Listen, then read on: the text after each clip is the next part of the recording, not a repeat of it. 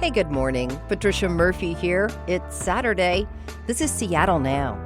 Today we're bringing you the best from the KUOW Newsroom. First, a traffic safety story. The city of Seattle is backing away from planned safety measures on Lake Washington Boulevard. This after the mayor's office weighed in. Eilish O'Neill has more.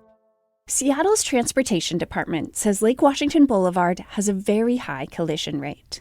It's a windy road with no shoulder, and it's shared by cars, bikes, and pedestrians crossing to and from the waterside path.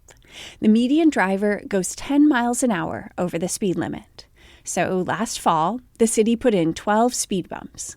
Shortly after they were installed, neighbor Erin Duff walked with her baby and dogs along the street. I'm of the mind that I wish we could do a little bit more and have it be more pedestrian friendly and just safer. It's definitely a little scary to cross with the baby and the dogs every day, but anything is better than nothing, so I'm glad that we're making these changes now. Duff's opinion is in line with what the city found in 2 years of public outreach and surveys. Most neighbors support safety measures on the street. And in most Seattle neighborhoods, speed cushions go in without much comment. That's not what happened on Lake Washington Boulevard. The addition of multiple speed bumps has created even a new safety hazard because cyclists swerve to avoid them and cars swerve to avoid them. Shelley Morrison is part of a small group of neighbors organizing against changes to the street. Traffic experts disagree with her about speed bumps. Multiple studies show they make streets safer by slowing down cars. Her group is also concerned that they cause discomfort, risk vehicle damage, and could encourage drivers to choose other streets, increasing congestion there. Morrison's group got the ear of the mayor's office in a meeting in mid-2024. And this summer, his office weighed in on the safety plan that the City Transportation Department had designed and the Parks Department had approved. The rest of the plan, which was supposed to be installed this year, was then indefinitely tabled. That's the worst case scenario, frankly. Stopping the traffic calming. Terry Holm has lived in Seattle's Mount Baker neighborhood for decades and was on the Lake Washington Boulevard task force that discussed options for the street. The principal recommendation of the task force was to do traffic calming. So the fact that they reneged on what was a consensus was very disappointing. The mayor lives steps from Lake Washington Boulevard. A spokesperson says the mayor's office regularly provides input on street design, not just in his neighborhood, but did not respond to an email asking if there was another instance when it weighed in about a traffic calming project that was already planned and funded, and that project was then suspended. Eilish O'Neill, KUOW News. Now a story about one of Washington's forgotten volcanoes. Glacier Peak is hard to see from the I-5 corridor, unlike Mount Rainier or Mount Baker, but now the ice that gives Glacier Peak its name is disappearing. John Ryan found out why that overlooked ice matters to people living downstream. I'm sitting on the shady banks of the White Chuck River outside of Darrington in the Cascades. The river looks like chocolate milk.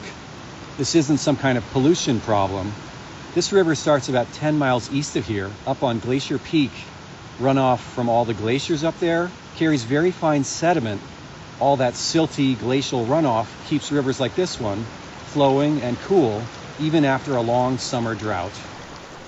In late August, most water in the White Chuck River is glacial melt. That frigid water flows down into the Sauk River, then into the Skagit, Puget Sound's biggest producer of salmon. But all around the Northwest, the benefits that glaciers provide are going away. The amount of water in the White Chuck River is declining, particularly late in the summer. Maury Pelto has been studying the glaciers of the North Cascades for more than 40 years. He's a professor at Nichols College in Massachusetts. Every summer, he tromps through Cascades glacier country. The first time I was on the White Chuck Glacier in the 1980s, it was a beautiful ski, probably a mile-long ski. There's no snow, no ice anywhere along that 1 mile ski run that I had. So now, instead of this big, huge ice cube sitting there melting every day, you just have bare rock yielding no runoff. Pelto expects that glacier to be gone in the next 20 years.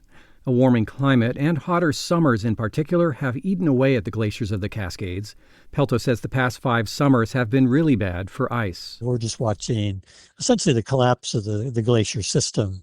It's just so evident just because the change has been so fast.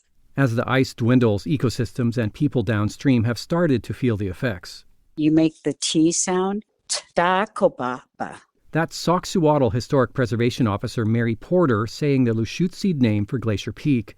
She says the peak isn't visible from the tribal reservation near Darrington, but it is sacred ground. All these glaciers around us are habitat for the mountain goats. And, without the mountain goats and the salmon, we wouldn't exist.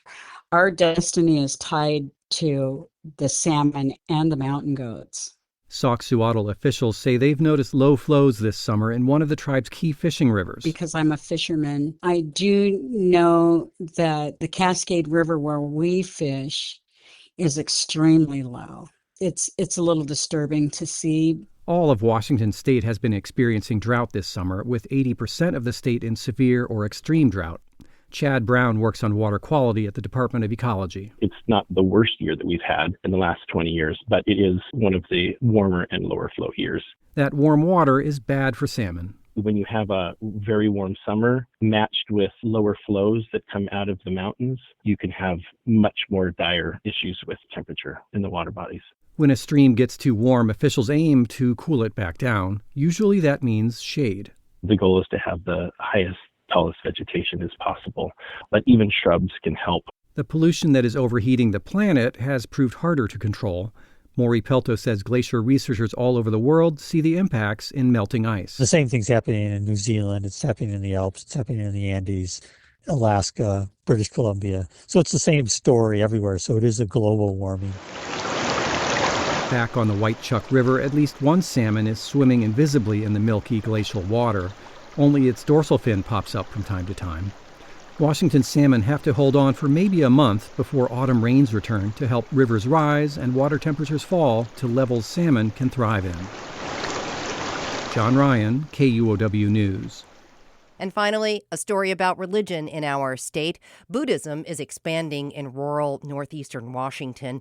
An abbey dedicated to the teaching and sharing of Dharma just opened a new Buddha hall that can host hundreds more people than before.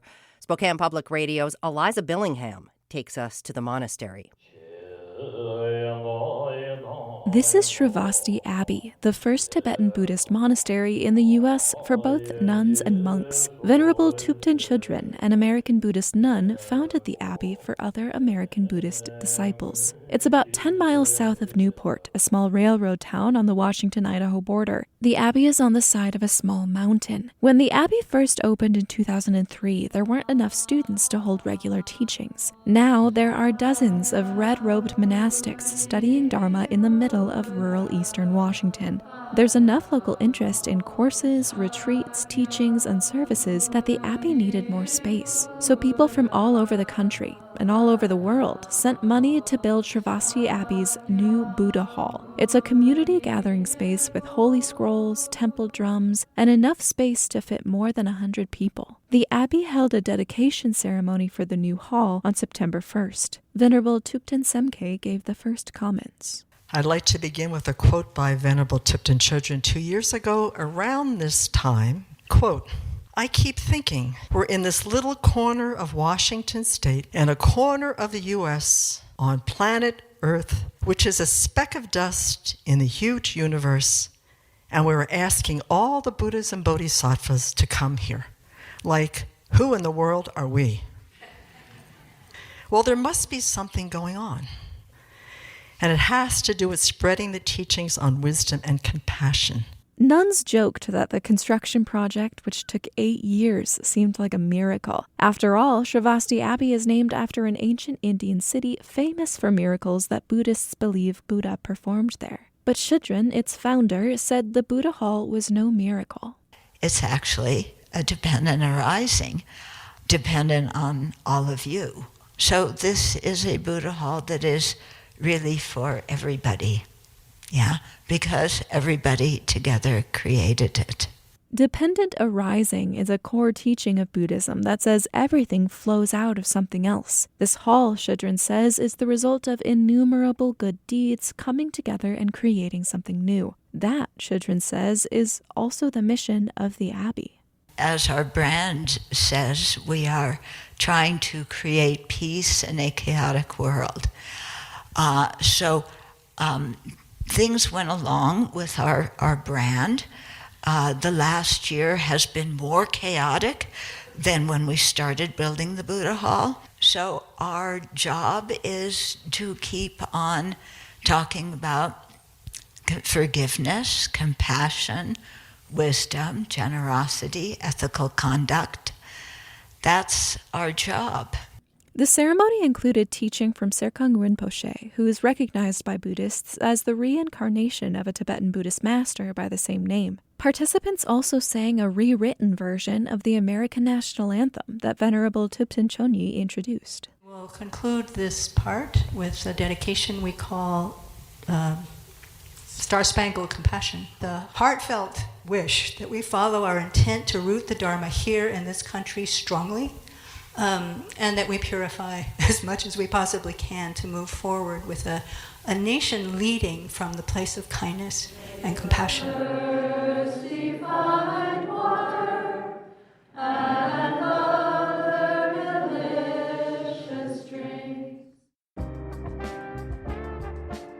Thanks for listening to Seattle Now, and thank you to our generous donors. Support us through KUOW.org. Our production team includes Caroline Chamberlain Gomez, Andy Hurst, Vaughn Jones, Brooklyn Jamerson Flowers, and Paige Browning. Greg Kramer does our theme music. Seattle Now and KUOW Public Radio are members of the NPR network. I'm Patricia Murphy. See you soon.